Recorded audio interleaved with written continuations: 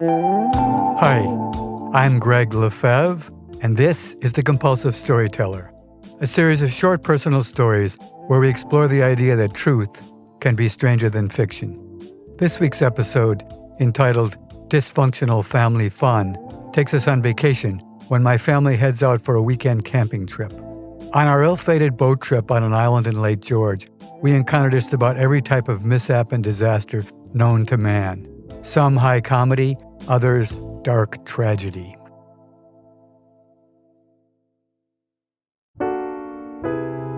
Dysfunctional family fun.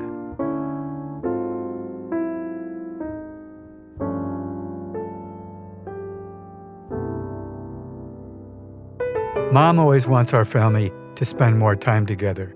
She thinks my two sisters, Michelle and Leslie, and I would be much less likely to stray from the straight and narrow, and my dad would be much more present if we did things as a family. Once I go off to college, though, I'm not interested in this charade anymore, because we are the very definition of a dysfunctional family. Somehow, though, all of us get roped into one last camping trip. We're going to take our 16-foot Lyman motorboat on a trailer behind the car to Lake George for a weekend. The plan is to go camping on an island. The first challenge comes when backing the station wagon and boat down a narrow launch ramp into the water. There are a number of other boaters waiting in line behind us with their boats, and all find it great fun to watch how different families get along while launching their boats. Mom is highly anxious as Dad starts to back up the boat and trailer. Her job is to stand outside the passenger side of the car and help direct him. The rear of the boat hasn't even reached the top of the ramp before she calls out hysterically, "Bill, stop! Stop! You're going to miss the ramp!" Which brings smiles to the other boaters and frowns to my sisters and I, who've witnessed this family humiliation many times before. We all walk away out of shame to the sounds of, "Betty, shut up. I know what I'm doing." "Be careful, Bill. Be careful. Go right. Go left. Keep it straight. No, no, no, no," she calls out as if the world is about to end.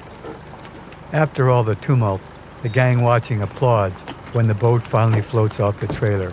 This is our cue to return to the ramp.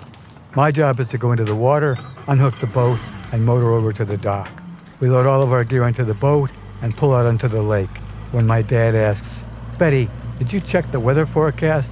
Her response, which doesn't really answer the question, is, "It'll be fine." Then he warns, "I don't know. The sky in the direction of the island looks awfully dark."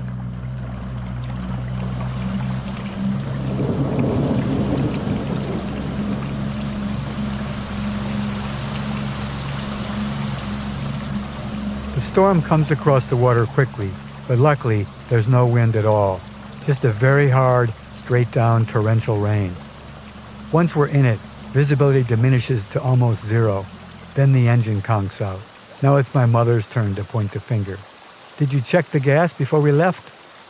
His excuse is, "It must be flooded from the rain." My mother reaches for the handle of the gas tank, which she hefts and finds it to be empty. "Yeah, right. Flooded?" We're all getting soaked through, but it's summer, so it's almost refreshing. We decide to use our water skis to paddle with, but no sooner have we started paddling than our dog Rusty, whose long-haired coat is heavy with rainwater, decides to jump ship. He leaps over the gunnel and starts swimming for the shore, disappearing into the rain. We try to change course with our makeshift paddles, but then he reappears from the mist, swimming in the opposite direction. This folly lasts for a couple of loops. Then the dog returns to the edge of the boat exhausted, and we haul him on board. Dad may not have checked the gas tank, but he did bring along his compass. Since there's so little visibility, the compass is the only way we can accurately head for the island. Raining, rowing, raining, rowing, and then the faint, misty silhouette of the wooded island appears dead ahead. While the family unloads the boat, I head into the woods to find a place to pitch the tent. I decide on a spot on top of a hill that won't be flooded while we're sleeping in the tent. I'm extremely arachnophobic, so I freak out when I run into a wet spider web and fear that the spider might be on my body somewhere. No one is at all happy as we set up our tent in the downpour, up close against a picnic table where we can cook, protected by the overhead flap of the tent. At this point, my father starts on my mother again. If you'd have checked the weather, we wouldn't be in this soggy mess. Bill, I did check the weather, and this wasn't in the forecast in Albany. And if you'd have checked the gas, we would have reached the island before the storm. I interrupt. Really, guys? You're going to stand there in the pouring rain, pointing the finger at each other? Just stop it. Now. And they do.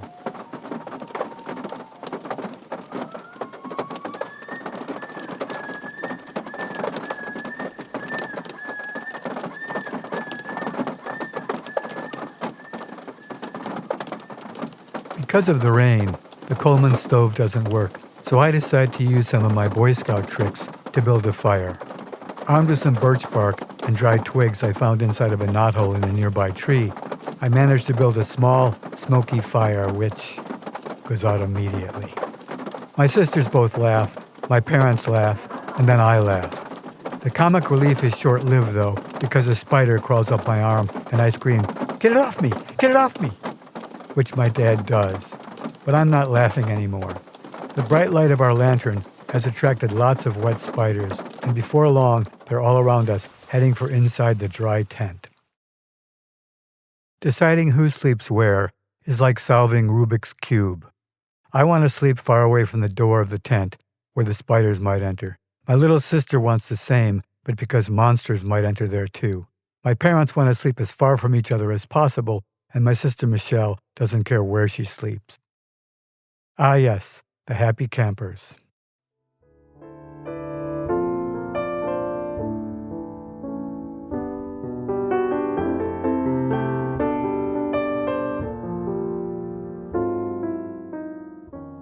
I can't sleep a wink because every itch feels like a spider.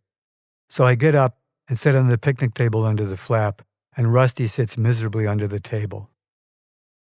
Before dawn, the rain ends, and I realize that the dog has disappeared. I start to call out his name, "Rusty! Rusty!" but no response. Then I panic.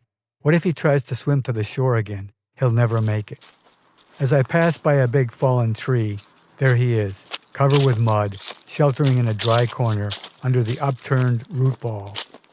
We take a walk together around the island and look out across the lake, where we can see a few twinkling lights in the distance along the shore. After dawn, Dad has managed to get the stove going, and my parents now have something new to argue about: how to fry an egg. After breakfast, he speaks up. "I think we should head home." Everyone wholeheartedly agrees, except for my mom, who says, "But the storm has passed.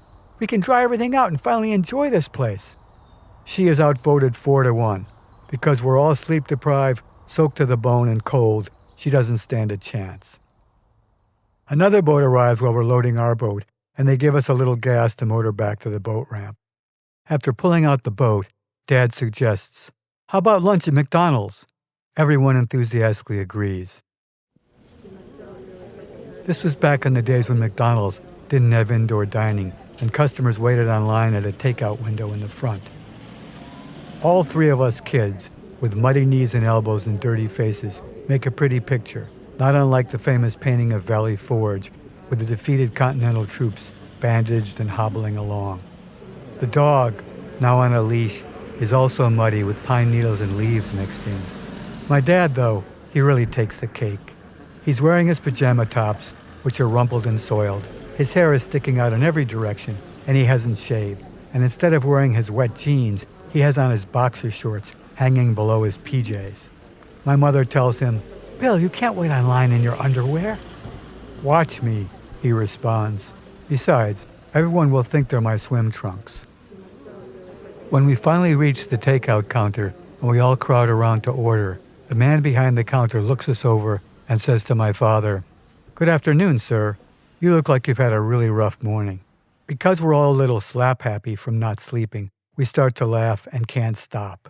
Needless to say, the people behind us are annoyed because we're holding up the line, and when they complain, my father whispers to us, "Hey, if they can't take a joke, screw them," which makes us laugh even louder.